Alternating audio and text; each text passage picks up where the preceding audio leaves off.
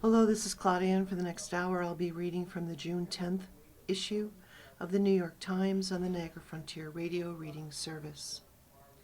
U.S. strikes Iran after Trump vows to retaliate for downed helicopter. The retaliatory U.S. attacks came on Tuesday as Israeli forces pounded southern Lebanon while targeting Hezbollah. The U.S. military said Tuesday that it was striking Iran again at the direction of President Trump, who had accused the country of shooting down an army attack helicopter near the Strait of Hormuz. It was the latest sign that a fragile ceasefire was failing to quell the war. The strikes were a proportional response to unjustified Iranian aggression, the U.S. Central Command said. Iranian state television reported that explosions and air defense systems were erupting along the country's Persian Gulf coast, including in Bandar Abbas, Qashm, and Sarik. State television said Sarik and Qashm have been attacked several times, but did not provide further details. Two Iranian officials who spoke anonymously in order to discuss sensitive information said the strikes had targeted military and naval bases, radars and missile launchers in 5 locations on Iran's southern coast. Just hours earlier, Mr. Trump said on social media that he had been informed by the U.S. military that Iranian forces had downed the Apache helicopter on Monday night. Both crew members, the pilot and gunner, were rescued within 2 hours and were in stable condition, the military said. Nevertheless, the United States must, of necessity, respond to this attack, Mr. Trump wrote.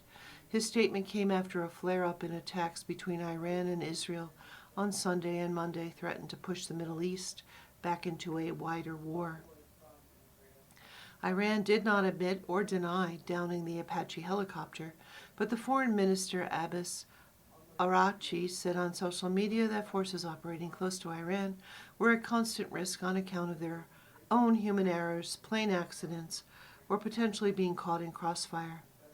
To reduce risk, best solution is for them to leave, he wrote. We prefer language of diplomacy but speak other languages too. The U.S. attacks came as Israeli forces pounded southern Lebanon as they fought Hezbollah, the Iranian-backed militia, despite a new U.S.-brokered ceasefire in the country. Lebanon's health ministry said that the latest Israeli airstrikes had killed at least 8 people and wounded dozens more in Tyre, one of southern Lebanon's largest cities, and a UNESCO World Heritage Site renowned for its ancient Roman ruins.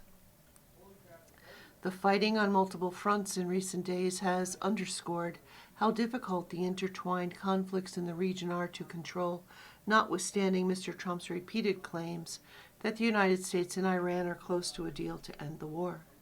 A ceasefire in April that was supposed to stop the fighting has only slowed the pace of attacks, and sporadic negotiations mediated by Pakistan, Qatar, and others have not led to an agreement that would end the war with Iran that the United States and Israel began in late February, resolve the fate of Tehran's nuclear program, and reopen the Strait of Hormuz, the choke point for crude oil and natural gas that Iran has effectively blockaded.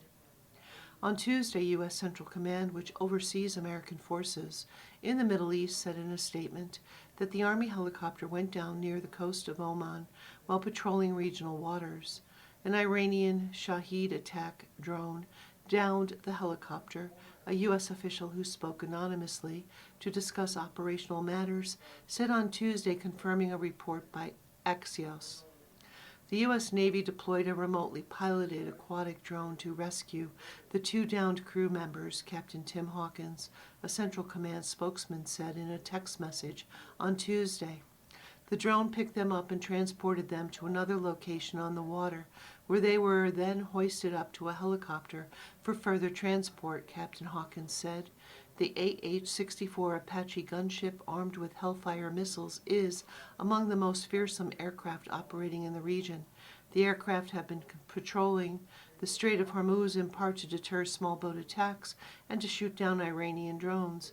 They have also been pushing closer to Iranian territory, including Iranian-controlled islands in the Strait and the Persian Gulf, as part of the U.S. military's aggressive posture in the region. The military has also used armed MQ-9 Reaper drones and F/A-18 and F-35 attack planes to challenge Iran's control of the strait.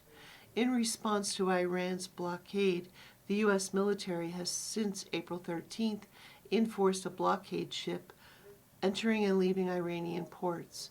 It has turned away 134 vessels and disabled 7 others that were violating the blockade, U.S. Central Command said. The latest was a Palo-flagged oil tanker that was sailing in the international waters in the Gulf of Oman toward Iran on Monday, and an F/A-18 Super Hornet launched from the USS Abraham Lincoln fired into the tank's engineering and steering spaces, stopping the ship after. Central Command said it ignored American warnings to turn back.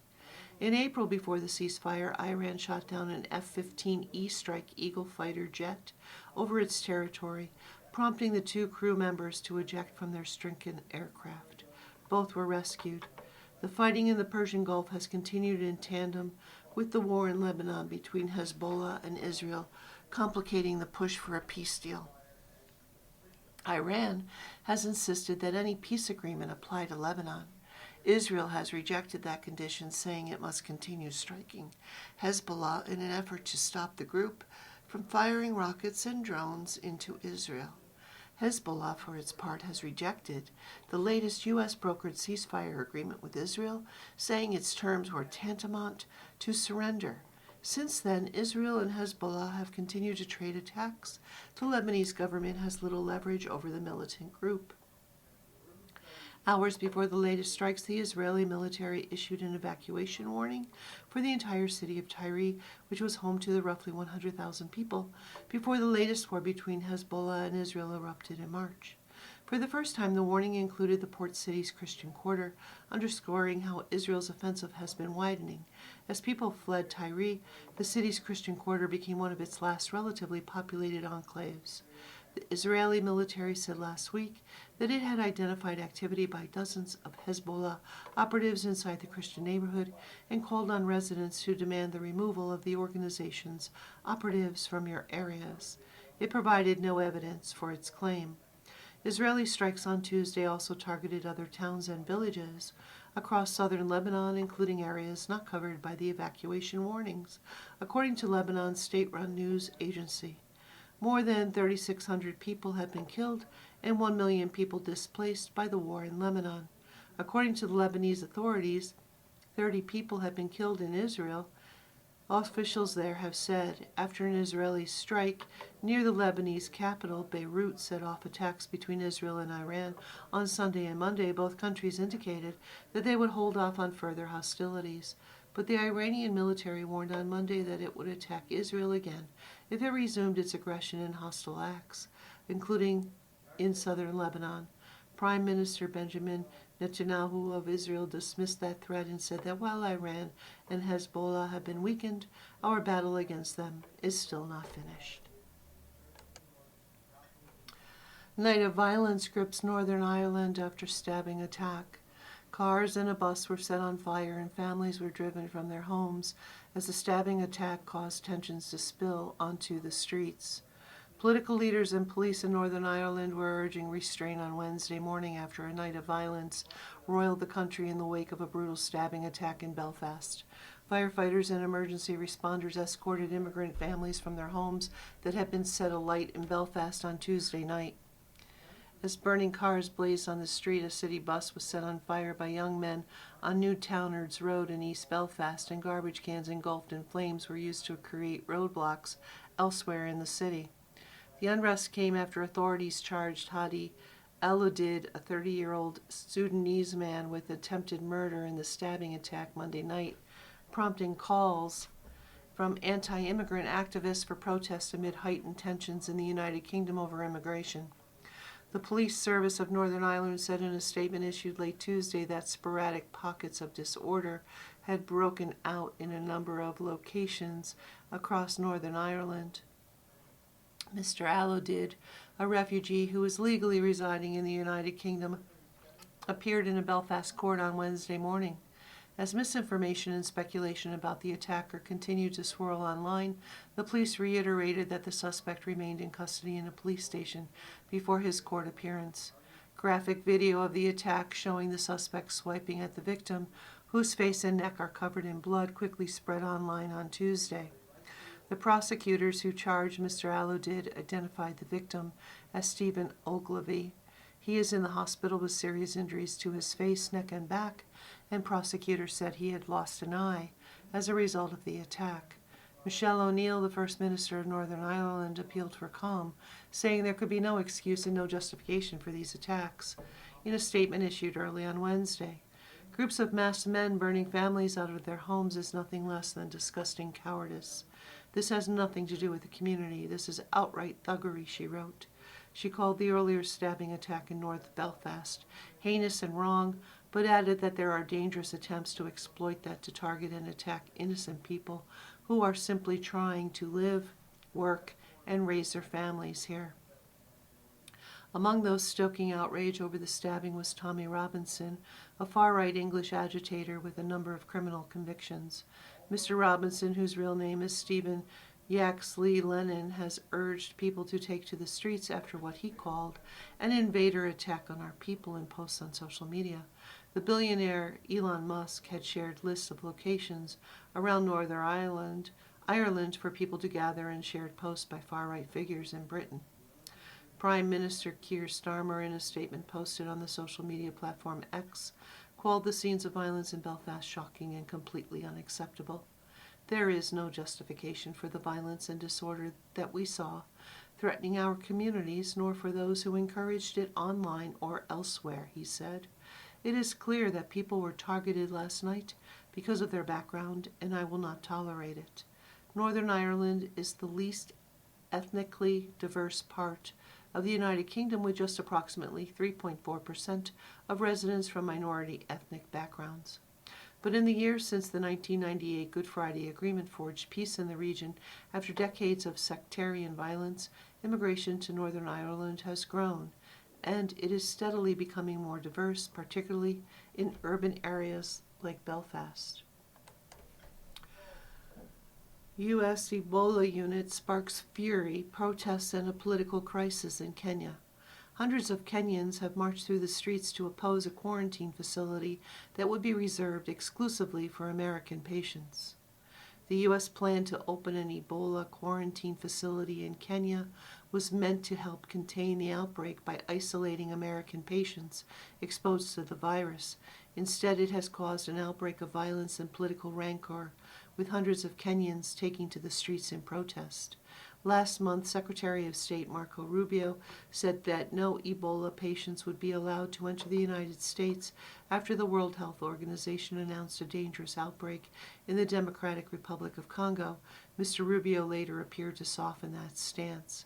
U.S. government officials later told reporters that the Trump administration planned to send Kenya all U.S. citizens exposed to the virus rather than bring them home.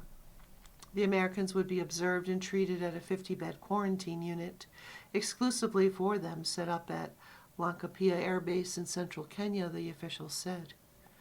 The outcry in Kenya has been fierce. Hundreds of people have marched through the streets of Nanyuki, the town closest to the airbase, to protest the facility.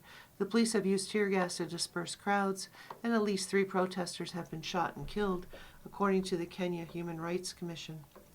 The Kenyan police did not respond to a request for comment on Tuesday.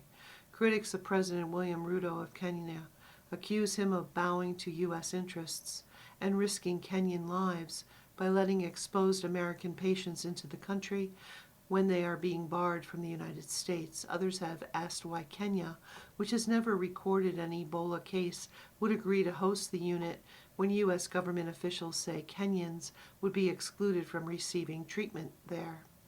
We are utterly disgusted by the government's apparent willingness to trade national biosecurity and the lives of its citizens for foreign aid, said Kenya Medical Practitioners, Pharmacists, and Dentists Union in a statement. The full details of the agreement between the United States and Kenya have not been made public, but a U.S. official told the New York Times that talks were still continuing when the U.S. government officials told reporters about the plan. In a comment to the Times, the State Department said it planned to provide transportation for Americans to the Ebola unit, but made no reference to whether Kenyans would be admitted. Kenya's High Court temporarily suspended the unit from opening last week after a legal challenge brought by the Katiba Institute, a civil society organization. The court ordered the Kenyan government to disclose the terms of its deal with the United States by Tuesday. It also said that it would set a date for the next hearing on the case on June 23rd. Despite the court's suspension and protests, a second U.S. official said that U.S. Africa Command was still at work building out the unit at the air base as recently as Saturday, and that around 300 U.S. troops from Djibouti, Europe, and the U.S. were helping to erect large tents and set up specialized medical equipment to treat Ebola patients. The official who spoke on the condition of anonymity to discuss operational matters said that the facility could eventually hold up to 250 patients and that the State Department was coordinating with several Americans who are seeking to leave Congo but whose exposure to the virus has not yet been determined. The U.S. military has continued to work on the unit because Mr. Ruto's government has not told it to stop, the official said. Work on the facility was on hold on Tuesday because of the protests, the official said. Dr. Mehmet Oz, a top federal health official in the United States, told journalists at the White House last week that the State Department would be able to work out something with Kenya. American health experts have also criticized the plan not to repatriate American patients back to the United States for treatment, arguing that the government had an ethical responsibility to do so. The Katiba Institute in Kenya said it would likely return to the High Court this week to seek a contempt order over what it called a violation of the court's ruling. Kenya has independent courts and they need to be respected, said Nora Bahathi, the executive director of the institute. A former Chief Justice of Kenya, Willy Mutunga, went further, arguing that disregarding the court's ruling to stop moving forward with the facility was a violation of the Constitution, and highlighted what he said was Western hypocrisy. The West constantly pontificates about democracy and the rule of law, but what annoys me is that they also find our supreme law inconvenient, he said. The U.S. Embassy in Kenya last week issued a statement that framed the Ebola unit in terms of a decades-long health partnership between the two countries. Abraham Korir Sing'oei, a top official in Kenya's foreign ministry, acknowledged U.S. support in fighting epidemics and said politics were motivating critics of the facility. He said that they were likely looking ahead to next year's presidential election in Kenya. But speaking of the deal for the new unit, Mr. Sing'oei conceded that communication could have been better. One particular source of outrage is that only U.S. citizens, not Kenyans, would be eligible for treatment at the facility. Mr. Sing'oei said that Kenyans could also be treated, but the U.S. government has so far not publicly agreed to that.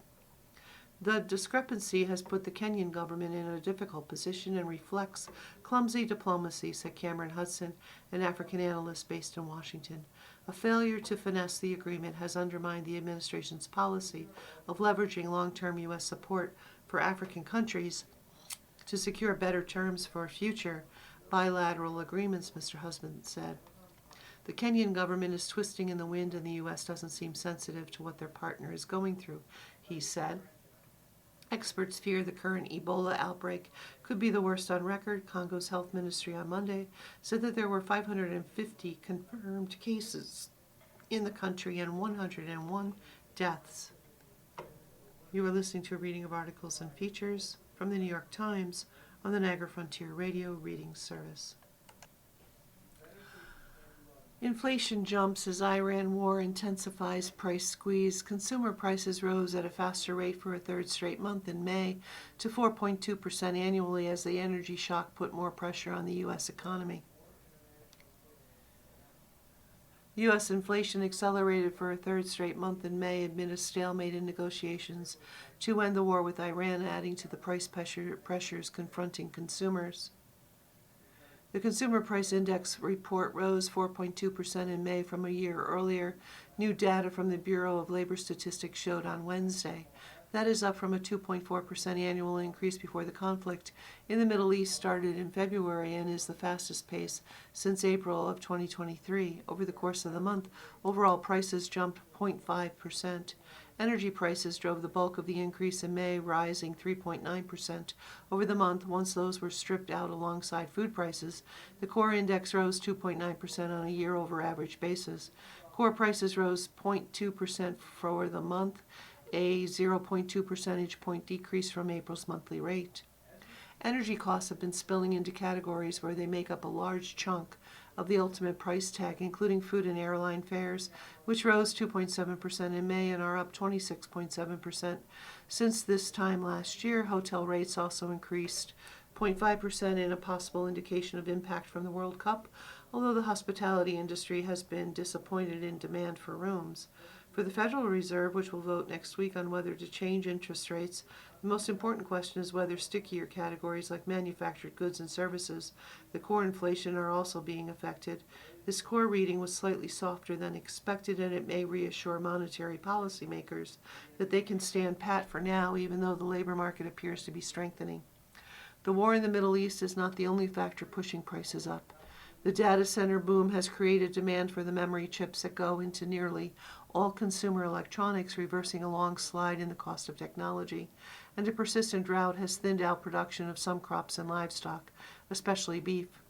The main factor keeping a lid on prices: consumers who have by now spent their tax refunds and have lately seen smaller increases in their paychecks.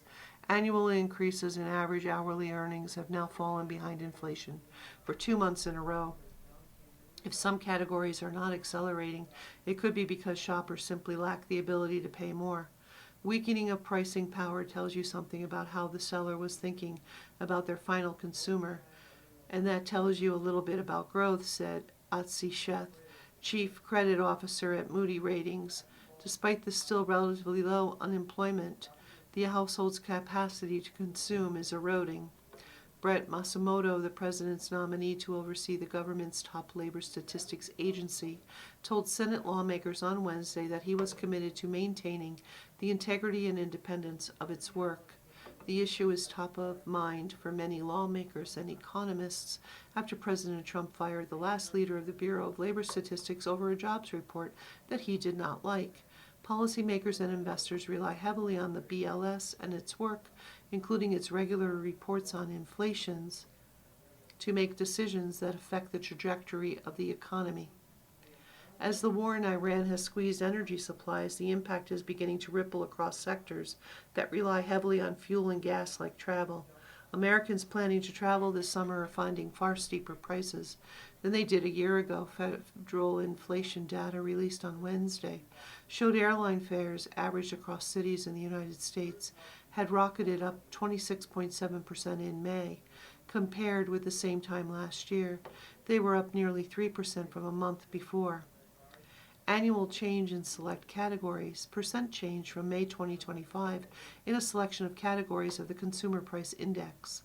All items plus 4.2%, all items excluding food and energy plus 2.9%, fuel oil 58.9%, gasoline all types 40.5%, electricity plus 5.9%, piped utility gas service up 3%, food and drink, meats up 7.6%, fruits and vegetables up 6.1%, non-alcoholic beverages and materials up 5.8%, food away from home up 3.5%, alcoholic beverages up 2.1%, cereals and baking goods up 1.9%, dairy and related products down 1%, eggs down 35.2%, healthcare, hospital services up 5.7%, physician services up 2.9%, medical care commodities down 1.8%, personal care, haircuts and other services up 3.6%, housing,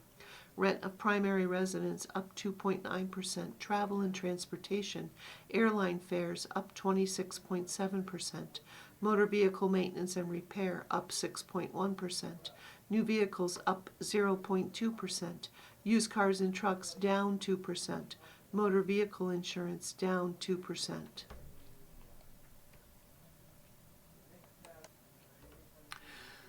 The AI bubble is coming for your retirement account.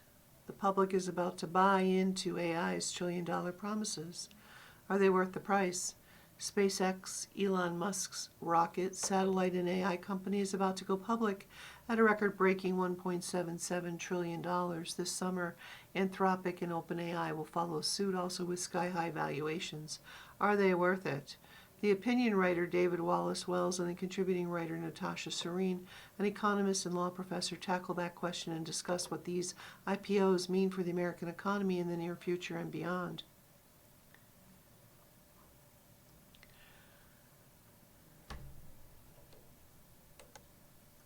Social Security at risk for cuts by 2032 unless Congress acts. The trust fund for the program, which supports roughly 68 million Americans, is on schedule to be depleted in the next 6 years, but benefits could be cut on average by 22%. The financial forecast for Social Security worsened this year, according to the annual financial report released on Tuesday by the program's trustees. If Congress does not develop a plan to shore up the program, it will need to cut benefits for millions of Americans in just a little more than 6 years. Social Security's deteriorating finances have long been thought of as a future problem for another president or another Congress to resolve, but now it is creeping ever closer because funds will run out before the end of the next president's term. The Social Security Old Age and Survivors Insurance Trust Fund, which helps pay retiree and survivor benefits to more than 68 million beneficiaries, is now expected to run out of money at the end of 2032, 1 quarter earlier than projected last year. That means incoming revenue would be roughly enough to pay only 78% of benefits, in other words, a reduction of 22%, according to the report. But that situation would come to fruition only if lawmakers didn't act to strengthen the program before then through some combination of higher taxes or reduced checks. This should be a wake-up call. Congress needs to act, said Michia Minter-Jordan, chief executive of AARP. Americans have worked hard and paid into Social Security their entire lives, and they deserve to count on it when they retire. No family should see any cuts to what they've earned in Social Security. Medicare's Hospital Trust Fund is expected to run out of money in 2033, slightly earlier in the same year than the trustees had estimated last year. In the second quarter of that year, Medicare is projected to have only enough money to pay 89% of the program's hospital bills. Future spending in other parts of the Medicare program, which is not financed using a dedicated fund, is expected to increase. That spending growth on doctors' visits and prescription drugs will nevertheless increase the federal budget deficit and long-term federal debts. Social Security has long faced a financing shortfall, but it has worsened in the short term for several reasons. The trustees assumed that fertility and immigration rates would be lower, posing a drag on the program, and that trust fund will collect less tax revenue from Social Security beneficiaries because of the big tax and policy bill passed last summer. The trustees also assumed that workers' earnings would grow faster, helping the program's finances. Some experts believe that the Trump administration's aggressive stance on immigration may not be fully reflected in the report, which assumes lawful immigration at levels similar to those during the Biden administration and only a very short-term reduction in temporary and unlawfully present immigrants. That would make the Social Security picture even worse because immigrant workers strengthen Social Security's finances by contributing to the trust fund through payroll taxes, said Kathleen Romick, a senior fellow at the Center on Budget and Policy Priorities, a research group. Social Security must also confront its more long-standing challenges, driven in part by demographic changes. Dwindling birth rates mean fewer workers are paying taxes into the program, all while thousands of baby boomers are retiring daily and collecting their benefits for longer periods. You are listening to a reading of articles and features from the New York Times on the Niagara Frontier Radio Reading Service. Billionaires' billions are increasing faster than ever. Elon Musk's potential new status as a trillionaire demonstrates in real time why there has been such a rapid rise in the concentration of wealth at the top. 15 years ago, the world's billionaires collectively had $4.5 trillion. By 2024, their wealth had more than tripled to $14.2 trillion. Now their combined wealth totals $20.1 trillion, an amount that is equivalent to nearly a fifth of the entire world's total yearly output. The stunning figures calculated by the French economist Gabriel Zucman, director of the International Tax Observatory, a research organization funded by the European Union, reveal more than a surprisingly rapid increase in the concentration of wealth at the tippy top. They also reflect a series of important global trends: the growing dominance of a few technology companies, leading artificial intelligence development, the shrinking slice of the economic pie that goes to workers, and a deepening inequality that will be handed down to the next generation. These developments are particularly prominent in the United States, where roughly one-third of the world's nearly 3,000 billionaires reside, and perhaps the first trillionaire, Elon Musk, depending on how the initial public offering of his rocket and satellite company, SpaceX, goes on Friday. Their rising wealth, a 40% increase in just 2 years, has coincided with significant changes to U.S. tax laws over the last decade that largely benefited the country's richest families and stockholders and led to an increase in their political influence. Why have billionaires seen such a rapid rise in their wealth? One reason for the sudden surge of growth at the peak of the wealth ladder is the boom in artificial intelligence, which has funneled trillions of dollars of capital investment into a small clutch of tech companies: NVIDIA, Apple, Microsoft, Alphabet, Meta, and Taiwan Semiconductor Manufacturing Corporation, for example, are each worth more than $1 trillion. Their founders and early investors have reaped most of the financial gain. We can see it happening with SpaceX's public offering, set to be the biggest in history. The anticipated day one valuation of the company, whose shares are expected to begin trading on Friday, aims for $1.77 trillion, with 42% of the stock. Mr. Musk is poised to become an instant trillionaire. It's hard to wrap your head around such vast sums, but consider that only 21 countries in the world have economies that are able to produce enough annual output to reach the $1 trillion mark. The stock market is where much of a billionaire alchemy happens. Soaring stock profits have been disproportionately captured by the richest sliver. Yes, you may have a stake in stock prices if you have a 401k retirement plan, and those nest eggs will help pay for housing, food, gas, electric, and other bills when you stop working. But it's the top 1% of Americans who own half of all stock, according to data from the Federal Reserve. That is the top 0.1% of Americans, a group of about 135,000 households, own stocks that total $13.7 trillion. That is nearly double the $7.1 trillion owned by the bottom 90% of Americans, a group of about 115 million households. The tech firms that are playing an outsized part in generating those returns have created jobs, but so far the numbers of employees are relatively small. Billionaires' returns are based on investments in capital much more than in those companies' employees. The rise of billionaires is accelerating at the same time that workers are getting a smaller share of the wealth that national economies are creating. Financial assets have traditionally brought home bigger returns than a weekly paycheck, but since the early 2000s, the gap between the two have been growing. Economists point to several reasons: the declining power of labor unions' bargaining power, the spread of automation, artificial intelligence, and other technologies that can replace workers, the movement of manufacturing and other jobs to countries like China, and policies that tax wages much more heavily than income from investments. Another culprit, though, is the rise of what David Autor, an economist at MIT and the faculty co-director of the Stone Center of Inequality and Shaping the Future of Work, and other economists have labeled superstar firms. Behemoths that dominate sectors. These businesses have shifted the balance of power in the economy, allowing owners rather than workers to gobble up more financial rewards. Superstar firms can also function like monopolies to set prices and keep down workers' wages and benefits, or impose uncomfortable working conditions. Mr. Autor emphasized that many billionaire entrepreneurs have added enormous value to the economy, but he added that the way they have at times used their money to distort the political process can be fundamentally corrosive. The problem is not necessarily with how the billions are earned, he said, but how that money distorts politics and how our political process is increasingly a pay-to-play operation. Measuring inequality is difficult. There is a lot of debate about the precise size of the gap between those with the most and those with the least, as well as the degree to which labor's share of the pie has been declined, but there is general agreement among economists who study the issue that the wealthiest are pulling away from everyone else at a faster pace than before. Tax policy plays a role in building billionaires' wealth. In the United States, changes in the tax laws over the past 10 years have steered more benefits to the wealthiest sliver of households, reducing the amount of taxes they have to pay. A drastic reduction in the corporate tax rate has supercharged the wealth of the ultra-rich, enabling them to double down on their gains as corporations use the increased profits to buy back their stock.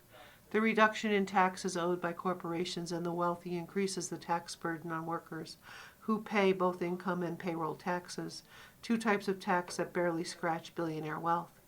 It also reduces the public revenue available to pay for health, education, defense, infrastructure, and other public benefits at a time when governments are in deep debt. The mind-busting fortunes have stirred some political support for wealth taxes. The idea was embraced at the Global Inequality Conference in Paris last week. Proposals for wealth taxes have been debated most seriously in France, but also in Germany, Britain, Brazil, and the United States.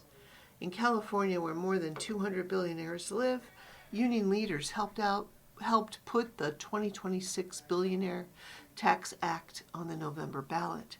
It would impose a one-time tax of 5% on a billionaire's net worth. The measure, constructed with input from Mr. Zuckman and Emmanuel Saez, another economist who has been at the forefront of research on global wealth and inequality, was based on calculations that found California billionaires' wealth exceeds $2 trillion today, an amount that equals half of what all of the California economy produces in a year. From 2023 to 2025, the wealth of the state billionaires grew 144%. They point out that the surging financial and political power of a few hundred individuals contributes to a growing inequality that is likely to persist for generations, because most of that wealth escapes taxation, creating a self-perpetuating aristocracy. As Dario Amodei, the billionaire chief executive of Anthropic, the maker of the chatbot Claude, wrote this year, we are already at historically unprecedented levels of wealth concentration, adding that the thing to worry about is a level of wealth concentration that will break society. Inflation keeps prospects of a Fed rate cut low. The Consumer Price Index is one of the last major data releases ahead of Kevin M. Warsh's first meeting as chair of the Federal Reserve. The latest jump in U.S. inflation keeps pressure on the Federal Reserve to hold interest rates steady for the foreseeable future, as officials weigh the risk that price pressures stemming from the war in Iran will broaden to other sectors. The Consumer Price Index, released by the Bureau of Labor Statistics on Wednesday, showed overall inflation increased in May at an annual pace of 4.2%. The third straight month it accelerated. Core inflation, which strips out volatile food and energy items, saw more muted gains, ticking up just 0.2% in May, or 2.9% compared with the same time last year. Officials at the Fed expected inflation to surge because of the war in Iran, which began in February. Without a deal to end the conflict, energy prices have stayed elevated, pushing up prices for food and transportation. Their primary concern is that prices might rise in goods and services not directly exposed to the war, especially if that is paired with a shift in how Americans view the extent of the inflation problem. If people start to question whether inflation is going to eventually be low and stable again, that would make it far more difficult for the Fed to stamp out price pressures. According to data the New York Fed released on Monday, consumers still expect inflation to be elevated through the end of 2026 before tapering off in the coming years. The relatively benign increases in core prices in May will also give officials some comfort that the war with Iran is not sowing a more persistent inflation problem, but it does not signal that the central bank is entirely in the clear. The longer the conflict lasts, the higher the odds that the problem of sticky price gains develops, and there is little indication that the labor market is weakening, suggesting that businesses may still have some leeway to raise prices on consumers. Officials at the Fed have soured on rate cuts against this backdrop. In fact, many central bank officials have talked about the possibility that rates may need to rise at some point to bring inflation back to the central bank's 2% target. Kevin M. Warsh, who will preside over his first meeting as Fed chair next week, will be tasked with forging a consensus among his new colleagues over the path forward for rates, while also dealing with repeated calls from President Trump to lower them.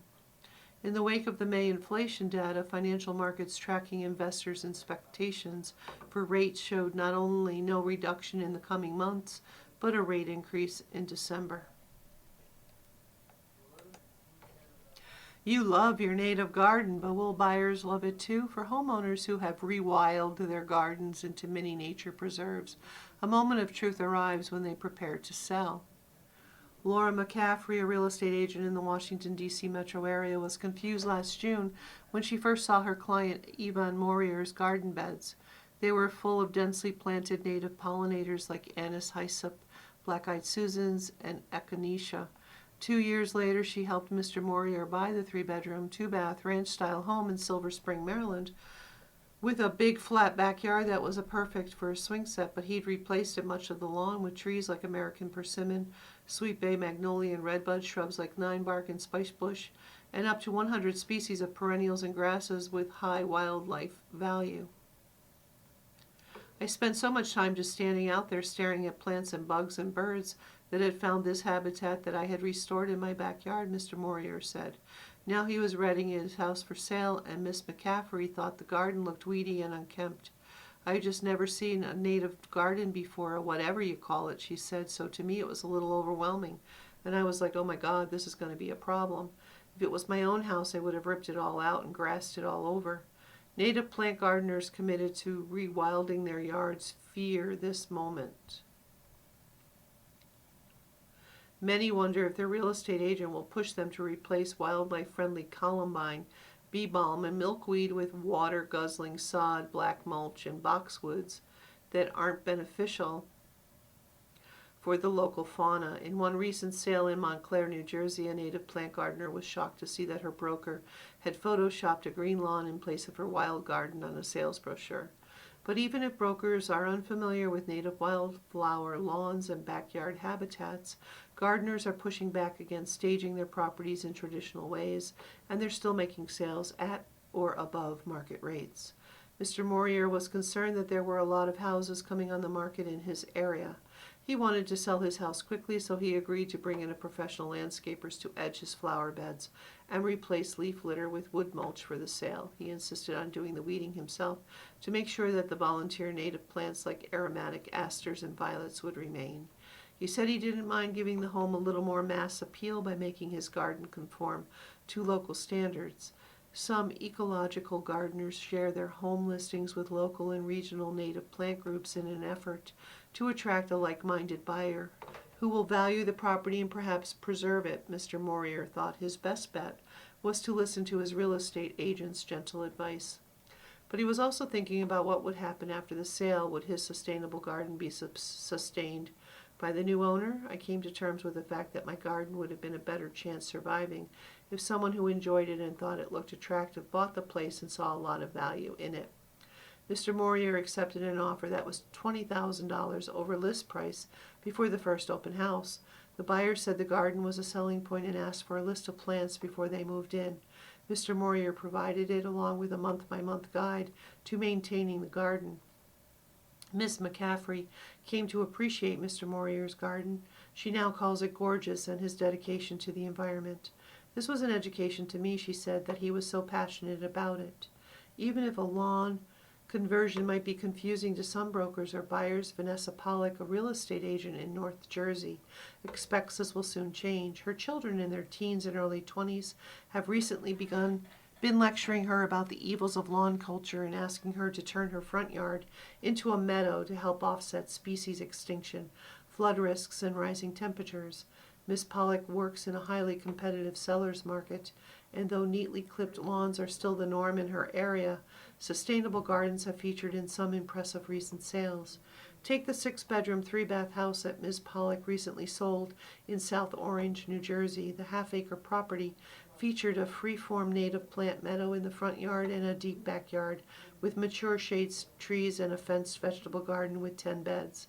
The owner, Adriana Campanoni, was a local beekeeper who insisted on leaving the leaves on the ground to nurture the soil and protect moths, butterflies, bees, and fireflies as she prepared for her sale. I was really intentional to market the house to highlight the different seasons of the gardens and the trees, and to showcase all the different flowers and highlight that it was organic, Miss Pollock said. She said the house had multiple offers in one weekend and sold for $1.75 million, $500,000 over the list price in March of 2025.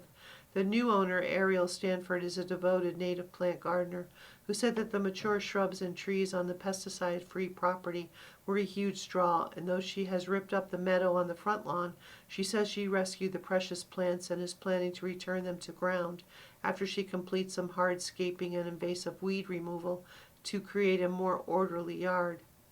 In the spring of 2024, Vincent Amato sold his 3-bedroom, 3-bath home in Maplewood, New Jersey for $1.15 million after 7 days on the market, listed as $879,000. The house was built in 1868 and didn't have much closet space, but it had an acre of land where Mr. Amato, an actor and sculptor, had spent 8 years creating a native plant sanctuary that he called the Meadow in the Woods. He sought out rare local ecotypes and learned the Lenape names for his plants.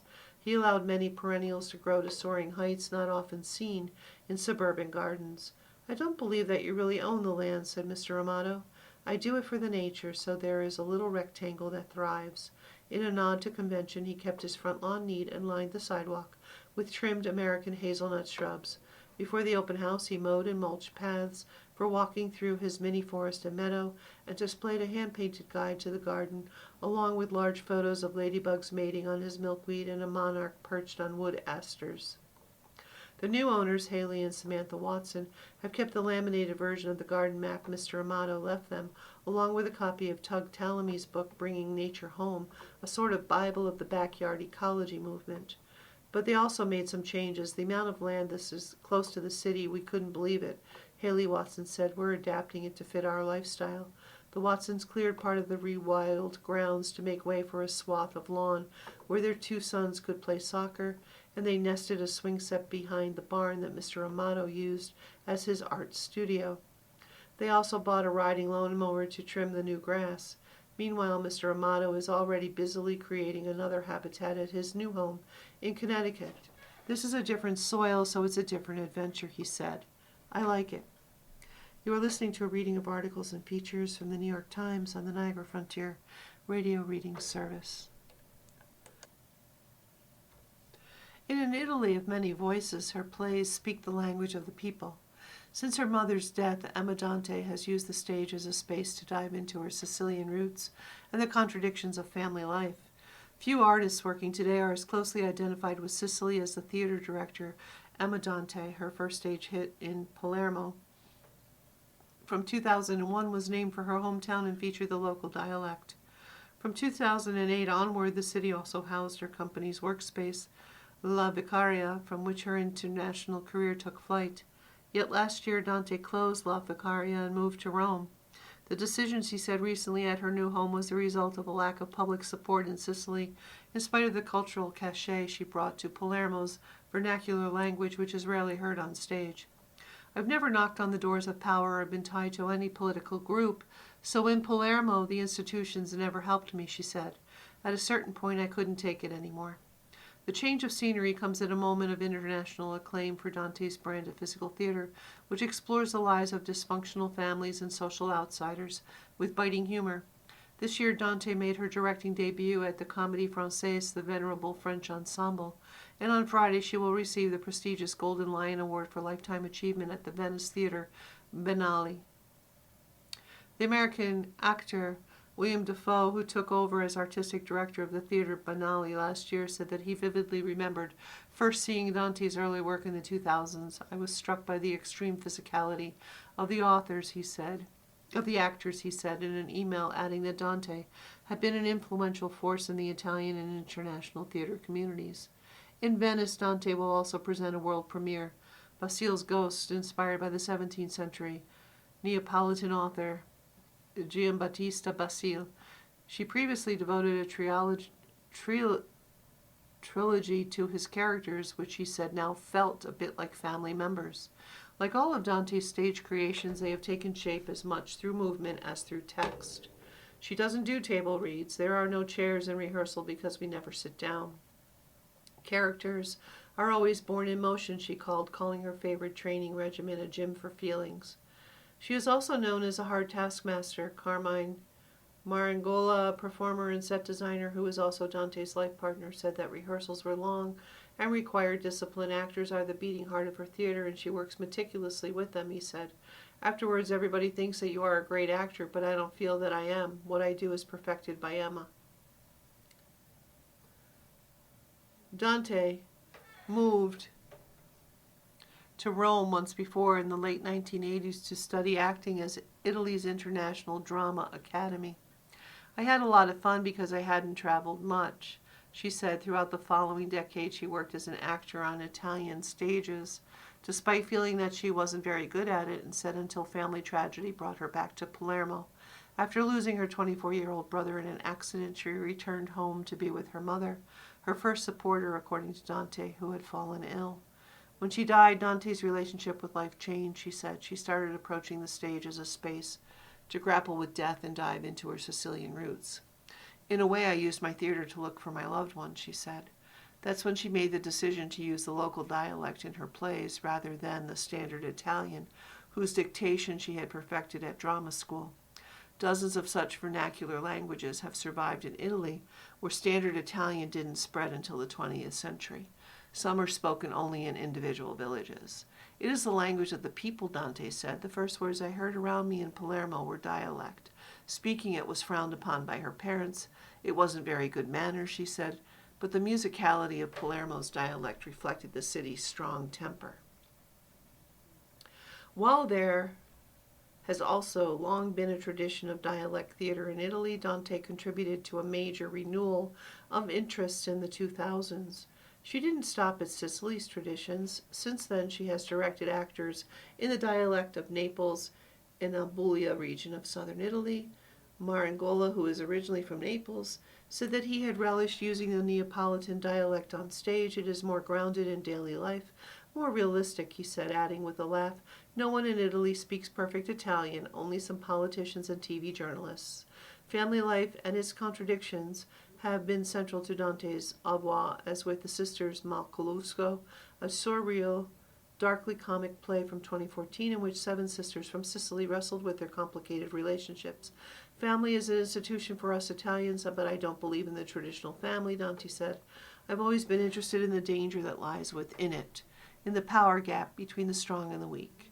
She has also frequently returned to mother figures, most recently with The Angel of the Hearth. In 2017, Dante and Marangola adopted a son, Dimitri, a process that she said had made her understand that being a mother doesn't necessarily mean giving birth to a child.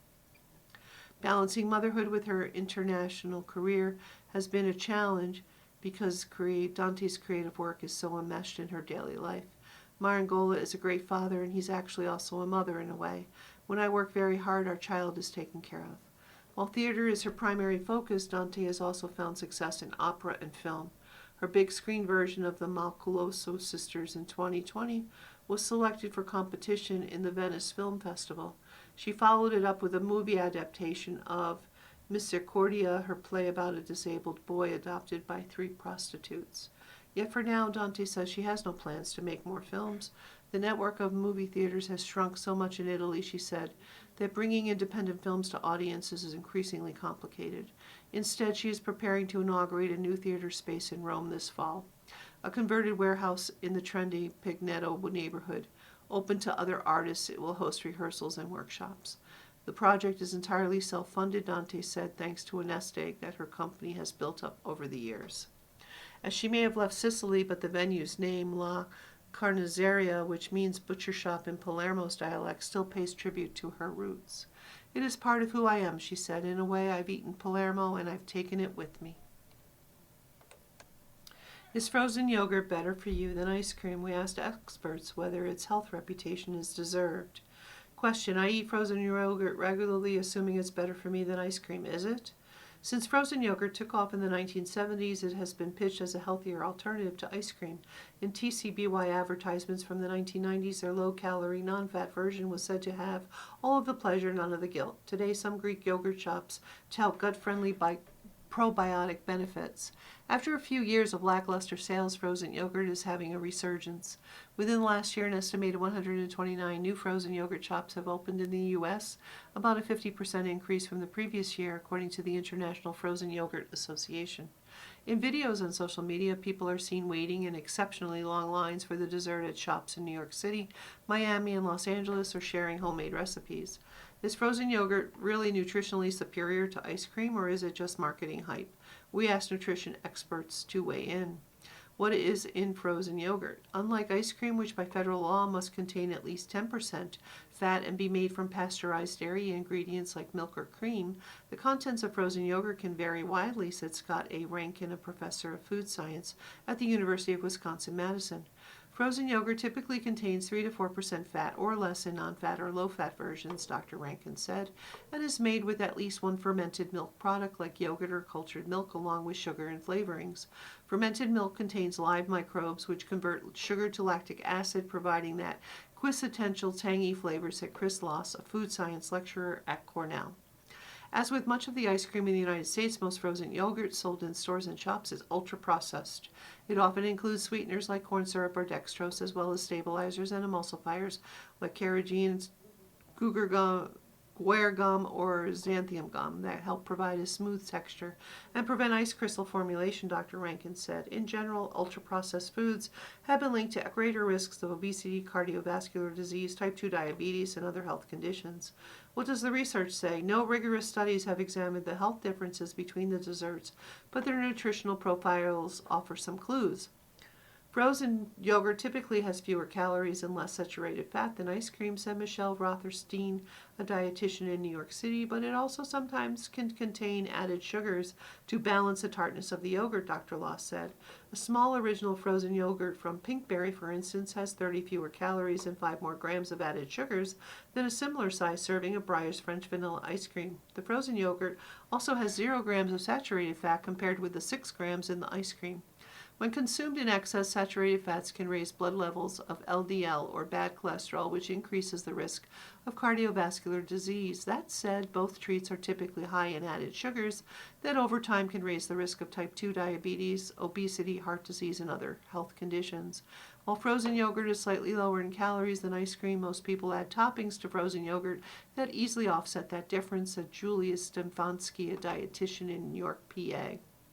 Many frozen yogurt brands list live cultures, including beneficial bacteria, among their ingredients.